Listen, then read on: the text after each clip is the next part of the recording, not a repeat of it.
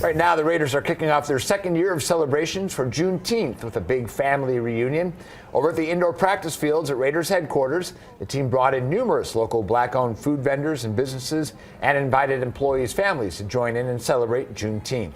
The event is hosted by an employee resource group called Based in Sports, which stands for Black and Silver Efforts in Diversity.